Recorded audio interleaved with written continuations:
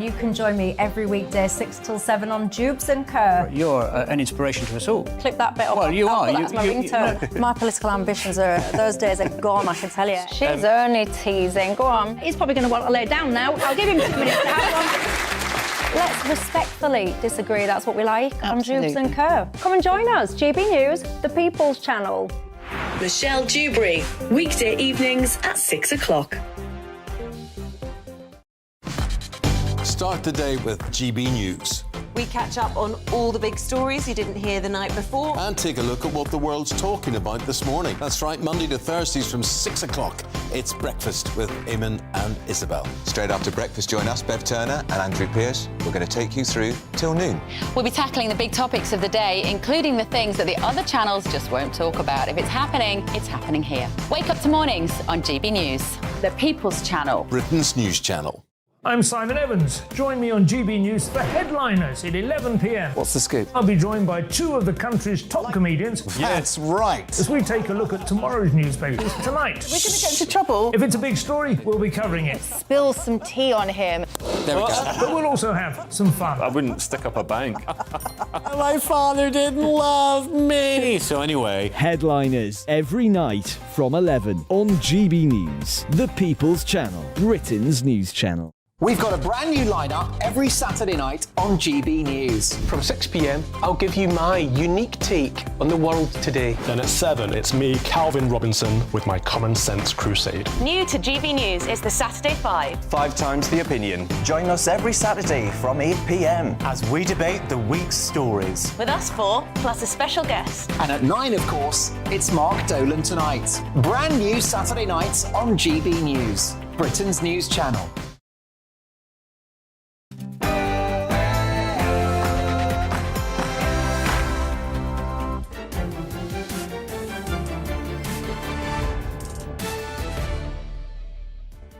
Hello, good evening. It's me, Jacob Rees-Mogg, on State of the Nation tonight.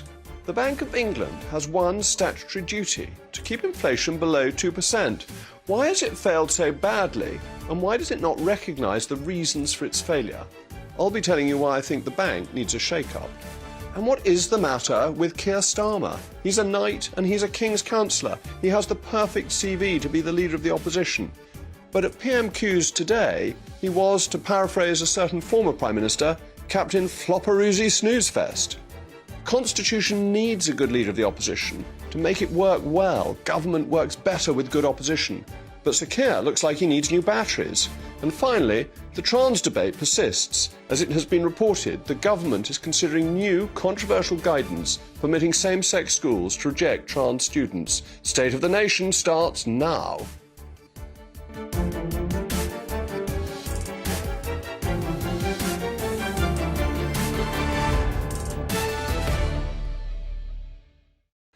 We'll also be feasting upon the news of the day, St Alfred's Day as it happens, with our voracious panel, the pugnacious former editor of The Sun, Kelvin Mackenzie, and the indefatigable Labour MP, Lloyd Russell Moyle. As ever, I want to hear from you. It's the key part of the programme. Email me, mailmog@gbnews.uk. But now, it's time for the all-important headlines, and we're back with Polly Middlehurst. Welcome back, Polly.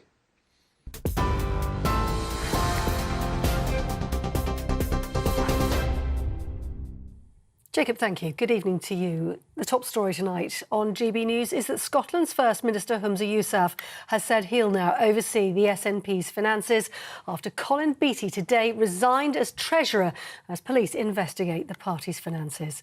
Mr Beattie is the second person to have been questioned by detectives who are trying to establish how more than £600,000 given in donations and set aside for an independence referendum has been used up. Mr Yousaf tweeted following the resignation, offering his thanks and adding that the decision had come in the best interests of the party. In other news today, the Prime Minister has been urging unionists in Northern Ireland to return to Stormont, saying restoring devolved institutions is the best way forward. Rishi Sunak was speaking alongside other world leaders in Belfast to mark 25 years since the signing of the Good Friday Agreement. They've concluded the anniversary with a gala dinner at Hillsborough Castle, where the former Prime Minister Tony Blair praised the people of Northern Ireland. Northern Ireland is a world away today from the Northern Ireland defined by bombs and bullets that I grew up with. So, the people of Northern Ireland are a remarkable people. They're people of strong convictions, on occasions stubborn ones, but always redeemed by the qualities of a good heart and a creative mind. The former Prime Minister Tony Blair speaking earlier this evening. Now, a Home Office lawyer has said the government is estimating and preparing for 56,000 people to arrive in the UK by small boats this year. That's up from nearly 46,000 in 2022. The Home Office is currently accommodating 109,000 asylum seekers, 48,000 of those in hotels at a cost of over £6 million a day. If the government's estimate is accurate, that'll take the total number of migrants supported by the taxpayer to between 120 and 140,000 people. The Scottish Government has said it's got no option but to take legal action against UK ministers blocking their gender recognition bill. The legislation aims to make it easier for people in Scotland to change their legally recognised gender, laws which Westminster have challenged. MSPs voted in December last year to pass the controversial gender recognition bill by 86 votes to 39. The Labour Party has accused the government of denying justice to victims of the infected blood scandal. Between 1970 and 1991, thousands of people were infected with HIV and hepatitis after being given contaminated blood products. In an interim report, the chair of the inquiry recommended that reparations should be extended to include bereaved parents and children. Cabinet Office Minister Jeremy Quinn told the Commons today the government's considering that recommendation. And lastly, supermarket giant Tesco says it plans to appeal after Lidl won a High Court battle over branding. Lidl argued Tesco's use of a yellow circle on its club card was an infringement of their main store logo. A judge found in favour of Lidl, agreeing it was a violation of their trademark rights and copyright. That's all from me. I'm back in an hour. You're watching GB News, Britain's news channel.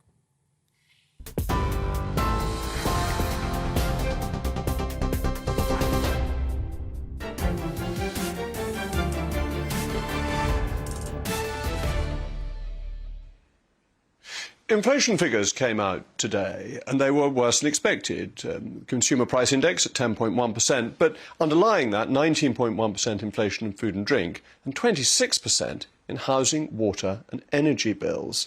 Now, this has been blamed on all sorts of things. Some people who hate Brexit always blame everything on Brexit.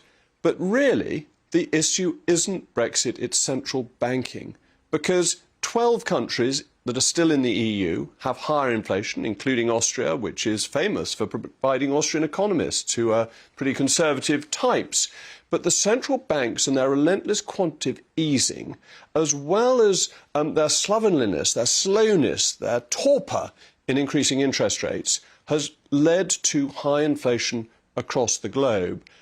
But at the Bank of England, it does seem to be particularly unsatisfactory, not least because they haven't recognised the problem that they themselves have created. There's £895 billion of quantitative easing in the system. And although it was absolutely right to do it in 2008, it was absolutely essential to save the economy at that point, no effort was made to reduce it when the economy was going well in the mid-20-teens, and the further quantitative easing around COVID ended up being excessive, and the bank doesn't see where the problem comes from. And this is fundamental. The governor of the Bank of England, very distinguished, important figure, who used to be able to run the city with a raised eyebrow, has blamed everything other than QE. He's blamed pay rises to early retirement. And one of their policymakers, Silvana Tenreo, has suggested that inflation wasn't caused by quantitative easing in the first place. But if you produce lots of free money, of course that's inflationary, because money must find a home, and the home it finds is in higher prices.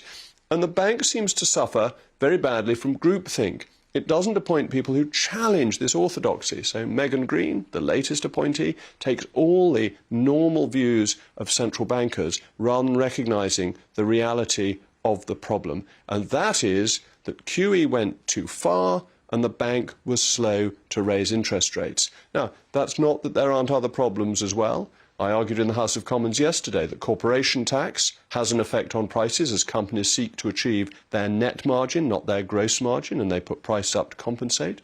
The Competition and Markets Authority seems to do nothing about high diesel prices, even though the wholesale price is down. Planning means that we have a very expensive set of buildings in this country, and our failure to get supply-side reforms and to push through the retained EU law bill is also problematic. But actually, the fundamental problem is with the Bank of England, and you cannot find the solution until you understand the problem, and the bank deliberately seems to ignore the problem.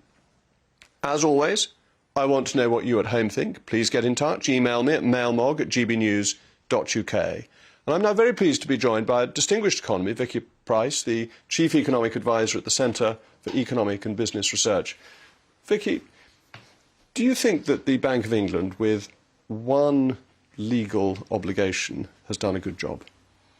I think it did the best it could. So remember that QE was used, of course, as you rightly said, during the financial crisis. Then again, when the markets went a little bit wobbly, if you like, at the time of the Brexit vote. And then, of course, with COVID, which has been the way in which the government has financed, has been able to borrow cheaply to help the economy from the very, very substantial knock that it got because of COVID. But, of course, we weren't the only country that did that. It's happened all across the world, and the US did similar things. The ECB, the European Central Bank, did similar things. And Japan has been doing this for decades without actually having any inflation at all. So QE by itself, you just mentioned one of the policymakers at the Bank of England suggesting that perhaps there wasn't a direct link with inflation that people think might be.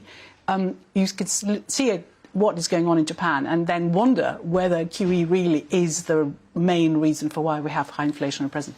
I think it's worth looking at QE over its history, because in 2008 you had a credit issue and you needed the lender of last resort to provide funds. Otherwise, we would have lost our whole banking system. Depositors would have lost their deposits. You would have gone into a 1930s-style depression. That was clearly the right thing to do.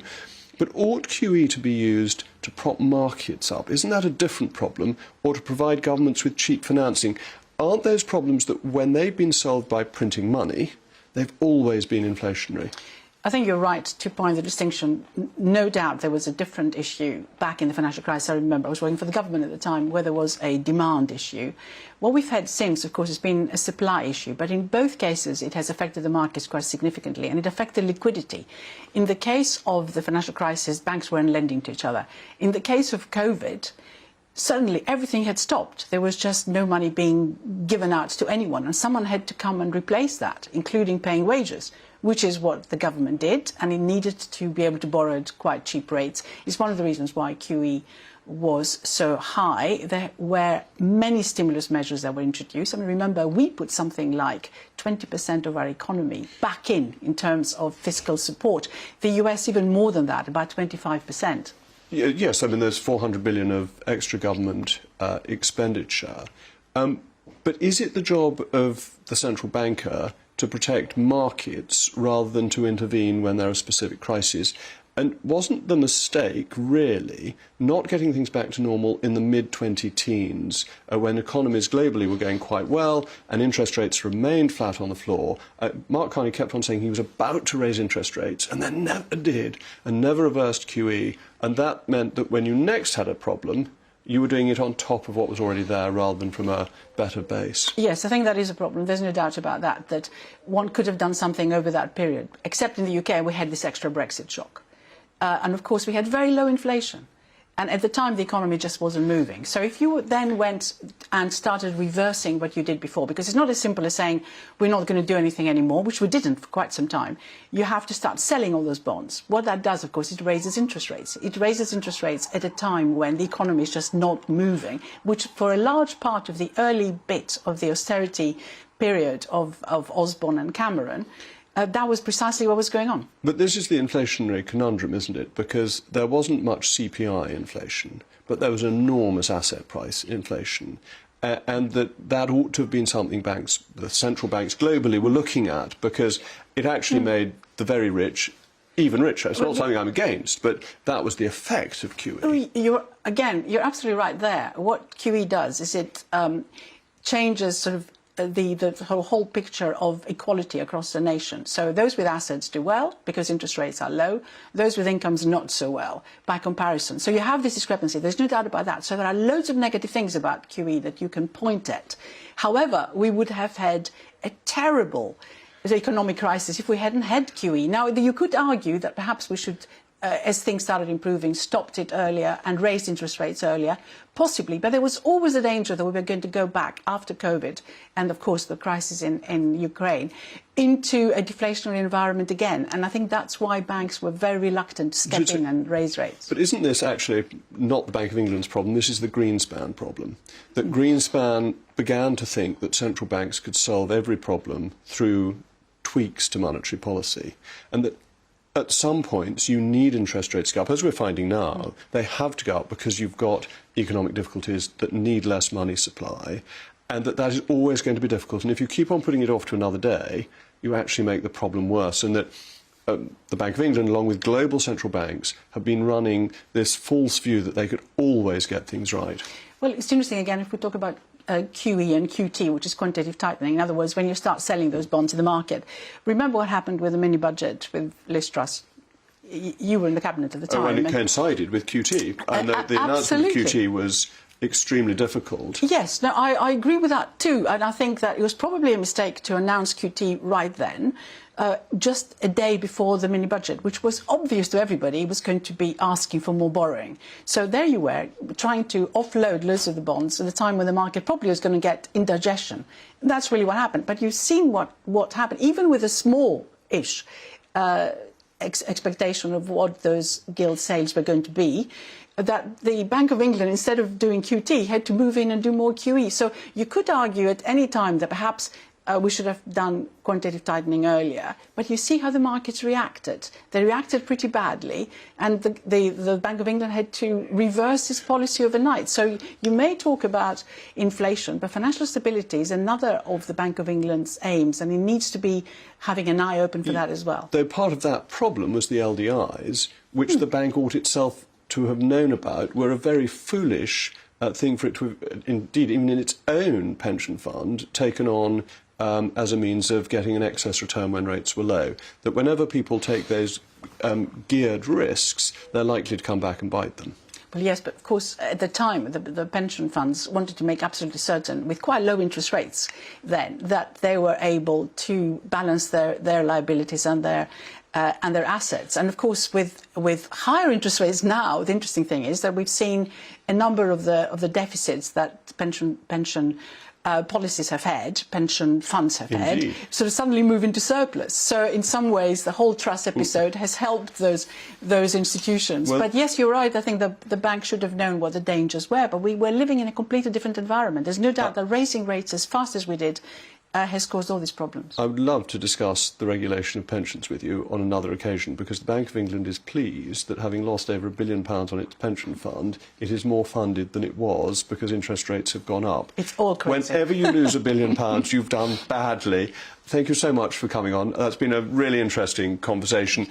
Please don't forget to let me know what you think at mailmog@gbnews.uk. Coming up, the woke-trocity that is Labour. I will be discussing how Labour's woke spending could have sorted out 30,000 potholes. And the government has been caught in the latest trans controversy after reports of new guidance that some might consider discriminatory. More on that shortly.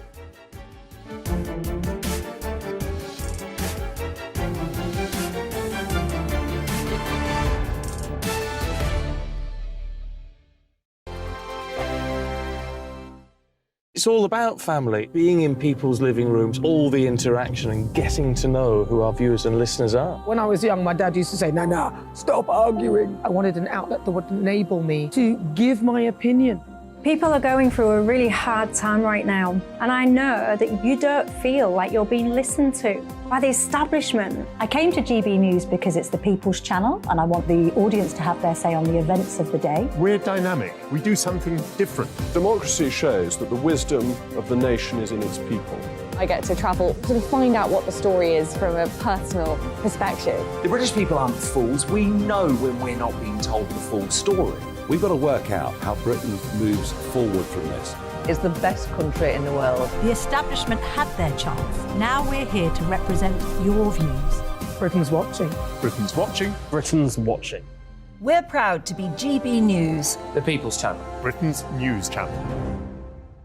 Hello, I'm Michelle Dewberry, and you can join me every weekday 6 till 7 on Jubes and Kerr. You're an inspiration to us all. Clip that bit up. Well, you are. That's my ringtone. My political ambitions those days are gone, I can tell you. She's only teasing. Go on. He's probably going to want to lay down now. I'll give him 2 minutes to have one. Let's respectfully disagree. That's what we like on Jubes and Kerr. Come and join us. GB News, the People's Channel. Michelle Dewberry, weekday evenings at 6 o'clock. Start the day with GB News. We catch up on all the big stories you didn't hear the night before. And take a look at what the world's talking about this morning. That's right, Monday to Thursdays from 6 o'clock. It's Breakfast with Eamon and Isabel. Straight after breakfast, join us, Bev Turner and Andrew Pearce. We're going to take you through till noon. We'll be tackling the big topics of the day, including the things that the other channels just won't talk about. If it's happening here. Wake up to mornings on GB News, the People's Channel. Britain's news channel. I'm Simon Evans. Join me on GB News for Headliners at 11 p.m. What's the scoop? I'll be joined by 2 of the country's top comedians. That's right. As we take a look at tomorrow's newspapers tonight. We're going to get into trouble. If it's a big story, we'll be covering it. Spill some tea on him. There we go. But we'll also have some fun. I wouldn't stick up a bank.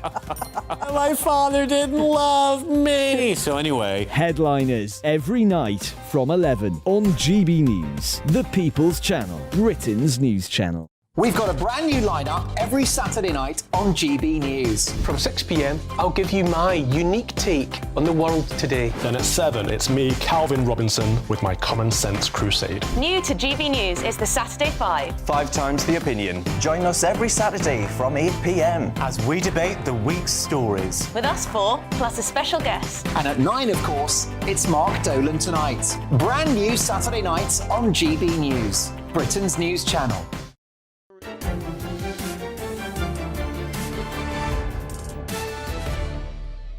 Welcome back. I'm still Jacob Rees-Mogg, and this is State of the Nation. You've been getting in touch with your thoughts and insights. Bridget says, many people in this country have saving accounts, but saving accounts are dwindling with 0.01% interest. The banks use our money to make money, and it isn't fair. John says, the problem surely started with Gordon Brown and Tony Blair. That's my general view of the world, actually, and their expansion of the benefit system. Then came 2008 and the vast E of that time, followed by ridiculously low interest rates for years. We need a return to a world of free of economists in which income is related to effort. And Mark says, according to the FT, double-figure inflation will be here for a long time, 60 billion taken out of the banking system. Well, I think the government's promised to halve inflation over the course of the year. Barry, well done, Barry. Bad money drives out good. Absolutely essential economic view, and that there is no free lunch. So, Barry, thank you for your contribution. Now, there's been an analysis that Labour town halls could have fixed more than 30,000 potholes with money that they instead spent on woke causes. Figures show Labour council chiefs spent 1.5 million on equality, diversity and inclusion training over 2022 to 23. And the average pothole in the UK costs £50 to fix, meaning this would be enough to repair the thousands of potholes causing havoc all over Britain. Just take a look at the potholes in the news today. This 5-foot abyss is, funnily enough, in a Labour constituency, sent a Deliveroo cyclist flying and smashed a BMW, and you can see somebody poking out of it. Labour has disputed the figures from the West Midlands Council, saying it spent £5,000 on EDI rather than the $500,000 suggested by the EDI. But I'm now joined by the great woke warrior, Kelvin Mackenzie, former editor of The Sun, and the Labour MP, Lloyd Russell-Moyle. Lloyd, as it's Labour councillors, I'll give you the first go at this. Shouldn't they be dealing with the potholes rather than giving us equality and diversity training? I'm pleased you come to the wokerati first. I agree that they should be dealing with the basics, and my understanding is that what has been looked at here is the line equality and diversity, which includes things like Meals on Wheels, and the Midlands Council that you're referring to says that 300 and 90,000+ was Meals on Wheels, and only 5,000 of that line was training. So if we want Meals on Wheels to be scrapped in favour of potholes, I'm afraid I don't agree. I think Meals on Wheels are a vital service for our older people, and training the Meals on Wheels providers to understand the needs of a diverse group of older people that might not have microwaves or certain kinds of facilities, that might have certain dietary needs, is also a very important set of trainings. So I suspect this is a bit of political propaganda that all sides take part in, where they take figures and make them sound really awful, whereas it's not really the reality just before local elections. Do you not agree, well, Jacob? First of all, can I thank you for being very careful not to mention the local council involved, because we must avoid mentioning specific councils where there are elections for the obvious purdah reasons.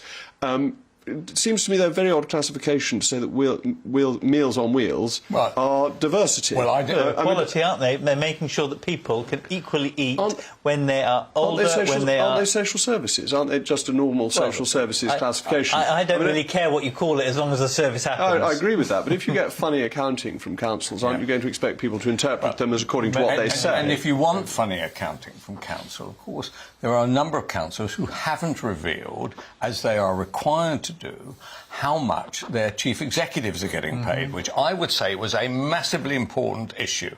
We can't name the council, but thanks to various payoffs, pension contributions and God knows what, I see that one CEO of a council in the south, I think we can say that, picked up more than £600,000 last year.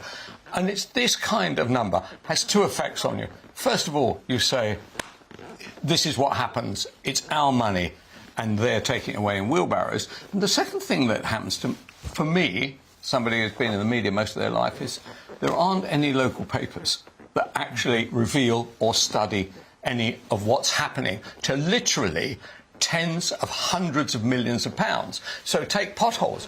Where are the pressure groups? There's no I live in the south, right? There are no pressure groups to get the potholes down. Round my way, literally, they could start a new underground system. They are enormous things, and actually, there is a pleasure in knowing where they are. You no longer look for ahead; you look down, and you say, "Oh, there's old Tommy. Round we go." But for cyclists and the lot, there literally was 3 years ago in my area, guy killed into a pothole, cycling over the top, dead, right? And yet, funnily enough, this wasn't a big national scandal. Right now, what's going on is a national scandal. Our council taxes are going up, whether it's under Labour administrations or under Tory ones, and people are saying to themselves, it is a lot of money, by way of council tax now. This is not nothing. Previously, right? People are saying, well, where does our money go? But because I know this is conflating a number of arguments, but because we haven't got local media in that kind, because there is no money. All the money's gone to Google and Facebook. I understand all that, right? But we have no investigation of where the cash is going. Isn't this a real problem that politicians all say what a good thing it is to have local democracy and how they're in favour of devolution, and then when you get devolution, it runs things really badly? No, I don't think that's necessarily true. We have a problem at the moment in local councils that they are doing some things that they shouldn't be doing because the wrong things have been devolved, and things that they should be doing then are defunded. Social care, for example, is not a voluntary activity. It is an activity that is mandated by the government, but is not paid for by the government. Well, they're getting extra funding this year, and they did last year. They are getting and the council tax. They are getting a percentage. If you take in Brighton or any local authority, but I'm from Brighton, our council tax take is £150 million a year. £100 million of that. This is the discretionary money we get. This is excluding the grants that also pay for additional bits of social care. £100 million of the council tax take is spent on adult social care every year. Now, if that was covered by government, because it's government that requires that to be paid for. It's government that, if the council doesn't provide that, will allow the council to be taken to court. Then the councils would have enough to do the potholes, to do the streets, to do the stuff that everyone expects your council to do. But this argument is exactly the argument that used to be made about education. If you take education away from councils, which it now is because most of the money goes directly from schools, then they'd have all this discretion to do the things that really matter. There's always something that councils say take all their money. That's not true.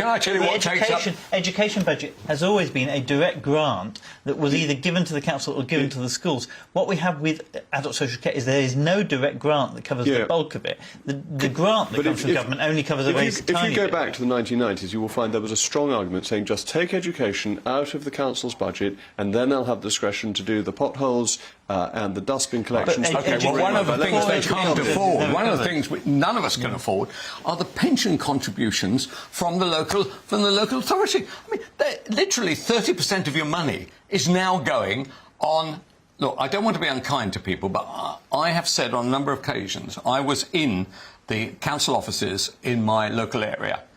I could have fired a cannon every half an hour all day and not killed anybody. There was nobody in those offices. I hope the police would have stopped you. Actually, the police are actually in there, within those offices. So they could have nipped it. You probably would have struggled to find them as well, because the problem is that we have this decrepitation of all public services at the moment, where you can't get police to come to crimes, you can't get ambulances to turn up. You can if you're a woman praying, when 6 of them turn up to arrest you. Well, maybe, but you can't get the council to do basic services. There is a problem that this country is crumbling, and I don't know. Don't tell me you think that you may have a solution in about 18 months' time. I don't know what the cause directly is, but what I do know is that is the same in Scotland when you have a single party controlling the organs of government for too long. They run out of ideas, they run out of vigour, and I think that's what we've got here in England and what we've had in Scotland, and that's what we need in both areres,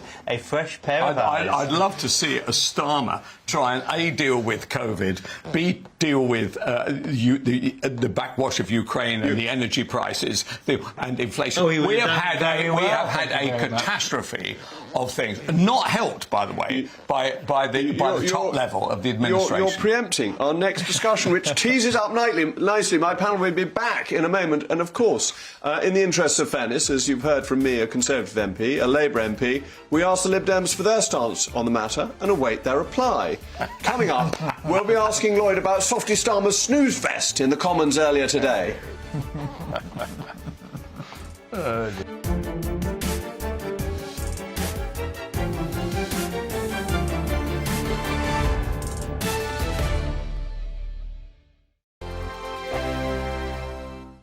I joined GB News because I was sick and tired of not hearing my views being represented, not just mine, but so many people that I knew and spoke to. I just couldn't get my voice out there. I couldn't say anything, I couldn't do anything. Whatever the narrative was, I kind of had to follow it. GB News is there to provide a voice for those who have been ignored by the establishment media. We think different things, we've got a different style. GB News is here to be optimistic and positive about the future. It's real kind of dynamic and flowing, with the audience very much at the heart of it, like a big family. Here at GB News, we talk about the things that matter to you. Hearing the voices from right across our towns and cities, especially our towns. All sides of the argument represented with a heavy dose of opinion. We're on a mission here to make a difference. And the GB News family really is here for you, and whatever time of day you can watch or listen. Britain's watching. Britain's watching. We're proud to be GB News. The People's Channel. Britain's news channel. Westminster is going around in ever-decreasing circles, followed by the media. Britain is broken. How on earth did we get into this mess? But more importantly, how do we get out of it? Join me at 7 p.m, Mondays to Thursdays on Farage, here on GB News. We will have open, rational debate. We've got to work out how Britain moves forward from this. Join us here on GB News, the People's Channel. Britain is watching.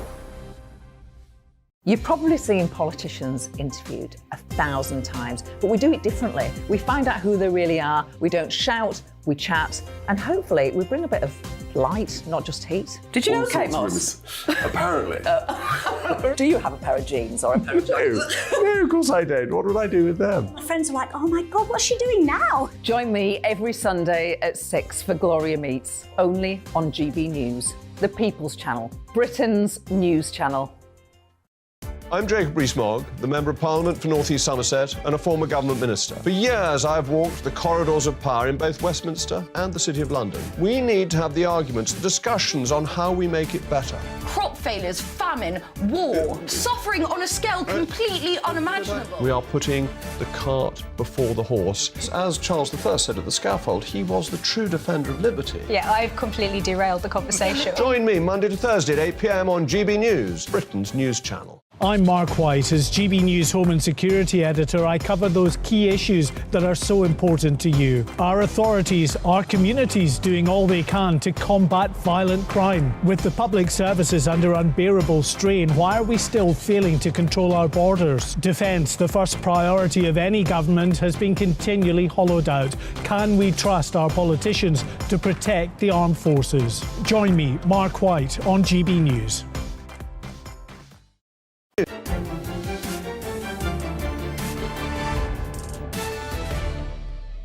Welcome back. I remain Jacob Rees-Mogg, and this is State of the Nation. You've been getting in touch with your thoughts. Though, Robert, I'm afraid I disagree with you, because you say it's not the council's fault that potholes are not filled. Labour or Conservative, the main government. It is the council's fault. It's what they have responsibility for. If they could do potholes and bins, then they make themselves popular. But a question for today, which I was thinking of as I was sitting in the House of Commons. But why is Sir Keir Starmer just so bad at Prime Minister's questions?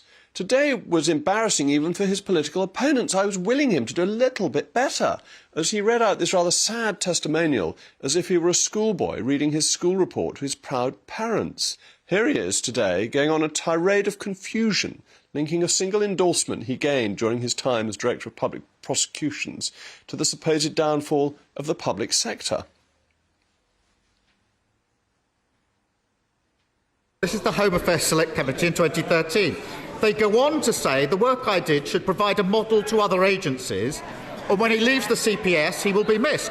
Now, that report was presented to Parliament by the then Home Secretary, future Prime Minister, the Right Honourable Member for Maidenhead. And the government, those pinches, noted and supported it. Now, it's obviously always a good look to have your work recognised, although they did lay it on a bit thick. So perhaps the Prime Minister will spend less time trying to rewrite history and more time sorting out the mess he's made of criminal justice. Because the crisis in criminal justice is just a snapshot of public services collapsing under his watch. Mr. Speaker, I can't quite remember, but I think he started by talking about when he was DPP in 2013. Well, wasn't that sweet? He once got a pat on the head from Theresa May. It must even make Labour MPs cringe. But I'm delighted still to have one here with me, along with Kelvin Mackenzie. Lloyd, I'm coming to you first again. I mean, I genuinely want the Leader of the Opposition to do well, because I think good opposition makes government stronger. But today was cringeworthy, wasn't it, even from a Labour backbench point of view? No, well, I think you picked there one of the middle questions, which was led on from the Prime Minister trying to say that Keir was somehow soft on crime, and the reality can't be further from the truth. For some of my wokerati audience in Brighton, they think that he's far too tough on some of these things and doesn't actually tackle the causes of crime well enough. So the problem is that Keir is getting it in the neck from the lefties, and he's getting in the neck from your side. And so there he is trying to lay out that he is not some soft touch, and actually it is Conservatives of the past that have said that he is followed the correct path. But isn't it a truism that the only people who boast of their own successful reports are second-rate theatres that put up stunning when the newspaper has said a stunningly bad performance? That this is just, it's so wet to be reading out self-endorsements that it lacks modesty, it lacks self-confidence. It's just a bit sad. You may say that. I couldn't possibly comment, Jacob. Well, let's be honest about it. He is a successful lawyer, and he is an extremely agile tap dancer, to be honest, because he stayed in the Corbyn environs when he was completely hostile to the leader and most of his thought processes. So I'm not sure you can believe anything that Starmer says under any circumstances. If you're a lawyer, you're going to take the views of the last person who paid you any money. So I don't think he believes in anything.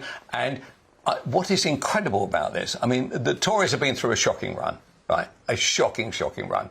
We've had COVID, shocking. We've gone skint because of COVID. We have Ukraine and what's happened there.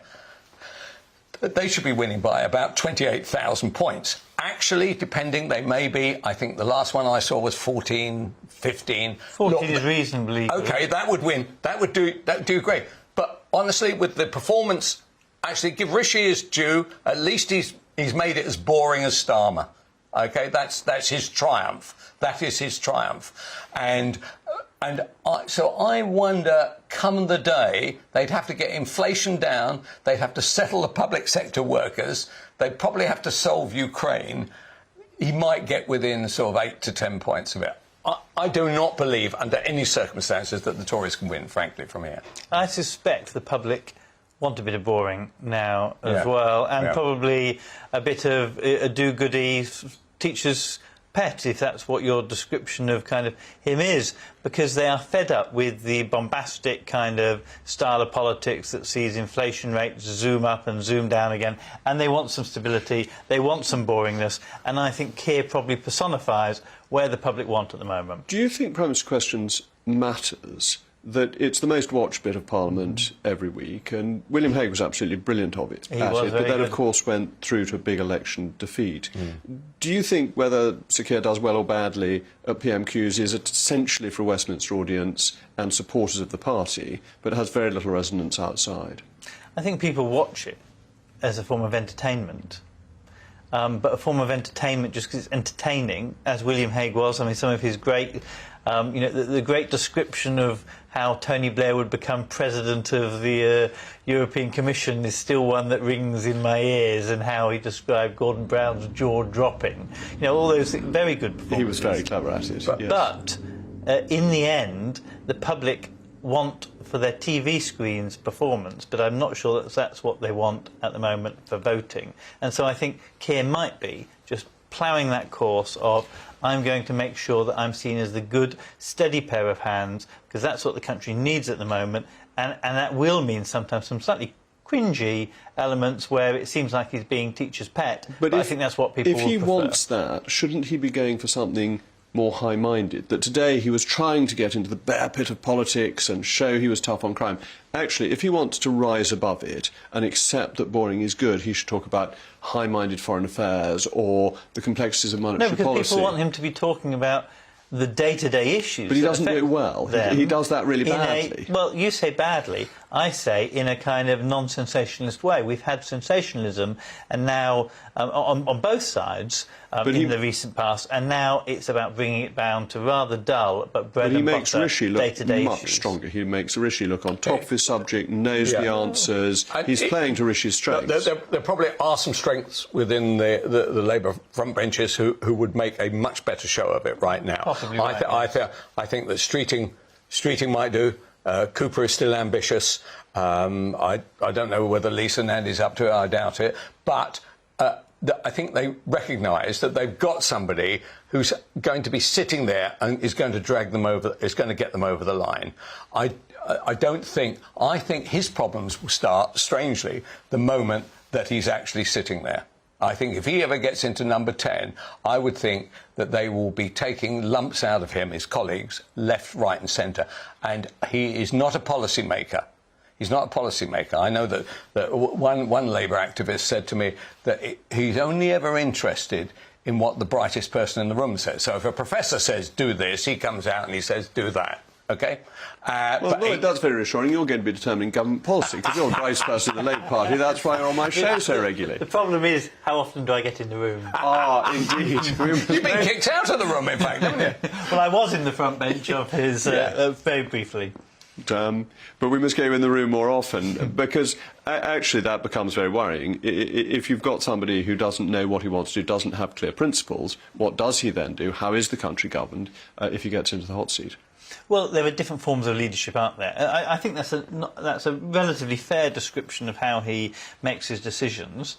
But what I think we now need to do, and he needs to do, is ensure that he has people around him who have those principles, have that understanding of values, and are pushing them forward. You can be a leader that coordinates, or you can have a leader that has charisma. He's clearly not the latter, so he needs to be... OK, let me ask you then, Lloyd, if those attacks, especially the early ones, I can understand the financial ones, but those ones about paedophiles and all the rest of it, had you been designated as the brightest person in the room, would you have said, yeah, that's a good idea? All the ones, apart from that first paedophile one, I would have been fine with, and I'm still fine with. That first paedophile one was clumsy, it's not accurate, and it just opens himself up for an attack, because his hands were over it probably more than Rushdie's hands were over it in that whole issue. So I would have just dropped that one, but I think the other ones, well, sometimes in politics you do need a personal attack. And I know at the local level we put out, personal attacks, and at the national level you have to do it, and you have to also sometimes accept them back. I'm going to have to stop you, because boring may be good for leaders of the opposition, but it's not good for my brilliant panel, so thank you very much. I hope to have back next week. Up next, it's the trans debate. The government is considering controversial new guidance in a bid to tackle the relentless affirmation policies of Britain's schools. But you'll have to wait for the details until after these messages from our generous sponsors.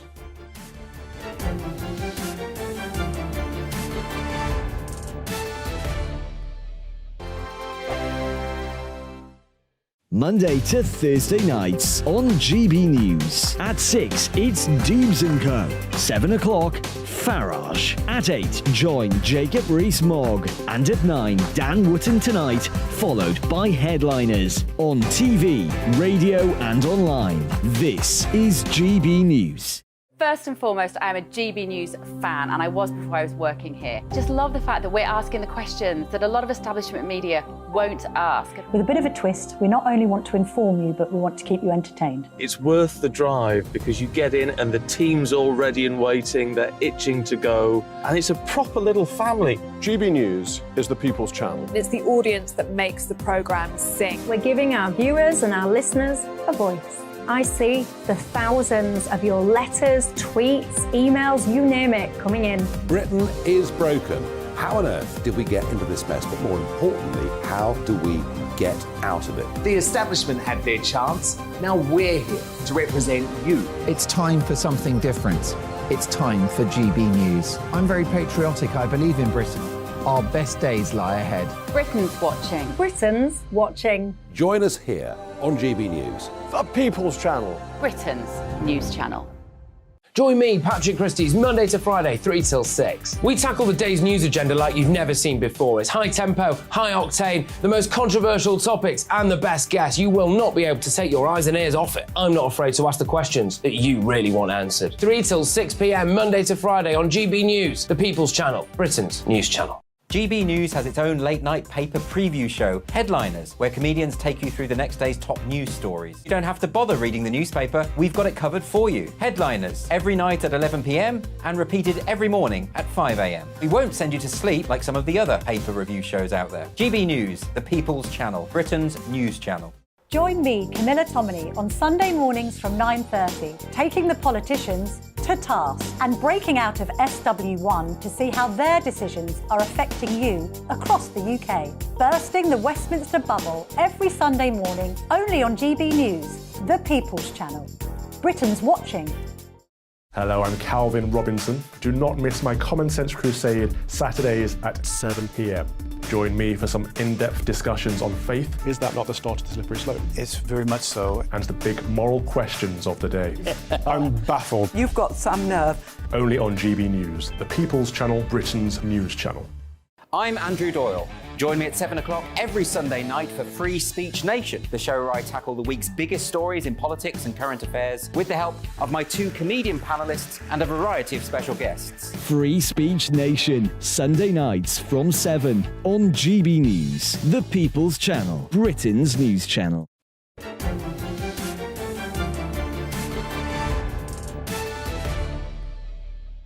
Welcome back. I'm Jacob Rees-Mogg, and this is still State of the Nation. You've been getting in touch with your thoughts. June says, did Starmer even ask a question? It was, I'm a lawyer and just bickering on, like a child in a playground. Goodness knows if they win the next election, what kind of mess we're going to be in. Every time he stands up, he changes his views. He must get up every day and say which way the wind is blowing. Right, we will go that way today. And Alan says he's bottling it, out of his depth. What will he do if the non-DOMs take their money and run away from his fully costed NHS plan? Well, thank you for those. The government, His Majesty's government, is reportedly considering new guidance that would allow single-sex schools to reject pupils of the opposite biological gender. Government sources have told The Telegraph the guidance is being considered in order to clarify that single-sex schools would not be in breach of the Equality Act if they were to reject trans students on this basis. The question is this discrimination or a mere recognition of the biological realities of sex? Well, as we discussed on this programme just a few weeks ago, after the release of a damning policy exchange report, it seems many schools have adopted an affirm at all costs mentality towards the question of transgenderism. And I'm joined now by Debbie Hayton, who has covered this topic extensively for The Spectator. Debbie, thank you so much for joining me, and you've written about this before. What are you expecting the government to announce? Well, we're hoping as teachers that the government will announce guidance which is clear, it's based in science, and allows us to get on with our job of teaching without worrying about doing the wrong thing. And how does it stop you getting on with your job of teaching as it is at the moment? What is the confusion, what is the worry that you have about the current expectations of teachers and of schools? Well, it's what happens when a child announces that they may be transgender or non-binary or have some different gender identity. What do we do as teachers at that point then? There's the worry about being accused of discrimination or even being accused of being unkind. That seems to be an accusation that's made. What we need, as I said, is clear guidance. There's been very little from the DfE, but there's been quite a lot from organisations like Stonewall and Mermaids and other organisations, but they have a different agenda. And so you're getting the guidance from people who are actually protagonists in the debate and have a view that they wish to enforce. And that's not necessarily the legal position, is it? That is a propagandist position that you may be getting from Stonewall. Well, it is. It is. It's the term Stonewall law has been used in the past. Stonewall have talked about getting ahead of the law, being in advance of the law. But the law's quite clear. That sex is real, and that as far as children in schools are concerned, there are two sexes, and that we can't change our sex. So when a child announces that they are transgender or have difficulties with their sex, then we should help those children, not merely affirm anything that the child says. And you feel expected at the moment merely to affirm what the child says, and not necessarily even to inform the parents? Well, I'm a physics teacher, Jacob, so I teach children physics, and this is an issue for colleagues who are in charge of safeguarding and on the pastoral team, exactly what they share with parents. But what we should be doing is adopting the same policies throughout. So if a child discloses anything to us, we should inform parents on the basis of policy, not make special rules for disclosures of being transgender, which seems to have been happening in some schools. And what are your worries about single-sex education? That if this guidance didn't come from the Department for Education, then single-sex establishments might find they were getting into trouble with equalities law, or at least be accused of that, and it would be a great problem for them. Well, yes, because it's unclear what the law actually says. A single-sex school can accept children of the opposite sex under under exceptional circumstances. And the situation that's usually quoted is when a child of one sex is unable to do their A-level combination of choices in their own school, so they'll register in the sister school or the brother school next door, which has been happening for years. But that's on a case-by-case basis when there is, as I said, an exceptional circumstance. An 11-year-old child arriving in the school who feels that they would prefer to be the opposite sex is something different and presents hugely different challenges for a school. What do we do about sports teams? What do we do about toilet facilities? There's a huge long list of problems which and issues that schools have got to deal with there. And you also have the issue of how an 11-year-old can be making a decision of that magnitude and whether that can possibly be something that should fall on schools or shouldn't actually be coming from other support services. Well, it should be. It shouldn't be a decision that schools take, and arguably it shouldn't be a decision that parents take. If a child is in such distress that they would prefer to be referred to as the opposite sex, then that's an issue for mental health services and professional support there, not for schools to muddle on through and affirm anything a child says or anything a parent says on the child's behalf. And you keep on coming back to this question of affirm, and I think this is absolutely at the heart of it, as to whether schools are expected to affirm or are allowed to question and support at the initial stage that a child questions which sex he or she belongs to. Well, I think that's right. If a child wants to express themselves in the same way as someone of the opposite sex, then we can look into that. But we're on very dodgy territory and dangerous ground, I think, when we say to the child, yes, you really are the opposite sex. Perhaps you were born in the wrong body, but yes, you're really the opposite sex, because they're not. You know, we can't change sex. And telling children those sort of mistruths, so that the children then build their lives on it, I think we're letting those children down. Well, thank you very much, Debbie, and your piece in The Spectator is so informative, and I'd encourage everyone to read it. That's all from me. Up next, it's the brilliant, revered Dan Wootton. Mr. Wootton, what's in your box of tricks for this evening? Oh, what an amazing show tonight, Jacob. I've been completely glued. Debbie Hayton, absolute hero, in my view. What a great interview. Heroine. She's a lady. Yeah, she really is. We have a big lineup ahead. Jim Davidson is here. He's going to be hilarious. Robert Hardman on all the latest on the coronation. And, of course, the breaking news about the growing crisis in the SNP. Is Sturgeon about to be the next one to be nicked? Well, that's absolutely brilliant. Robert Hardman is a great man and Jim Davidson a great Tory-supporting comedian. I'm going home to read a P.G. Woodhouse from our earlier discussion, but that's before the weather comes to you. I'm back tomorrow at 8 o'clock. This is Jacob Rees-Mogg, and this has been State of the Nation. Good evening. This is your latest weather update from the Met Office. My name's Alex Deakin, and it will be a bit of a chilly start tomorrow, but generally a fine and sunny day. Still that easterly breeze, making things feel fairly fresh on the east coast. High pressure sitting just to the north and around the high. That wind continuing to come in from the east. So brisk winds bringing a chilly feel to Scarborough and Cromer in particular, whereas further west we'll have, again, the winds a little lighter. For most places, though, it's a clear old night. Just some misty conditions, maybe over the Pennines. It's going to stay dry pretty much everywhere. Temperatures will fall away, so feeling fresh down to 2 or 3 Celsius, even in some towns and cities, and a few pockets of frost are possible, particularly on high ground across Scotland and northern England. And the high ground of northern England could be a little bit misty and murky first thing tomorrow, but that should clear away. And then generally a lot of sunshine until come the afternoon. We'll start to see cloud and perhaps some outbreaks of rain spilling in from the east into East Anglia and the far southeast. The possibility of a little bit of mist on the North Sea coast as well. And certainly it will be chilly here again, 11, 12 degrees at best. Some of the coastal resorts only 9 or 10 Celsius. Whereas further west again, 16, 17 degrees. Western Scotland again likely to see the highest temperatures, although not quite as high as today.